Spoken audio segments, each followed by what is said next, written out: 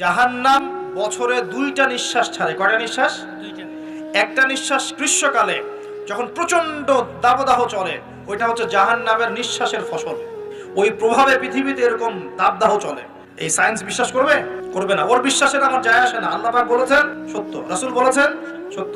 আল্লাহ পাক বলেছেন, তোমরা কি কখনো ভেবে দেখেছো যে যদি এই পানি অপচয় করতে করতে করতে করতে এখন পানির স্তর নিচে নেমে গেছে অলরেডি, আল্লাহ পাক এই ভূগর্ভস্থ পানিটাকে নিচে নামিয়ে দেন, ভূগর্ভস্থ পানির স্তরটাকে নিচে নামিয়ে দেন, কোন সত্তা কি আছে যে তোমাকে সেই পানি এনে দিবে? আছে? আগের মতো পানি আছে নদীতে? নদীতে ঢাকা স্পেশালি এর পানির যে লেয়ার, এটা নিচে নেমে যাচ্ছে দিন দিন। নদীগুলো শুকাচ্ছে না? অপচয় এমন একটা কাজ, যখন একটা জাতি অপচয় করে তখন তাদের উপর থেকে বরকতটা উঠে যায়। কি উঠে যায়?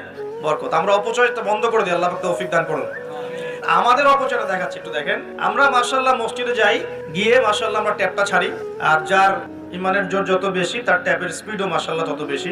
ঠিক আছে, পানি পড়তে থাকে দেদারসে, এক বালতি পানি দিয়ে আমরা ওযু করি।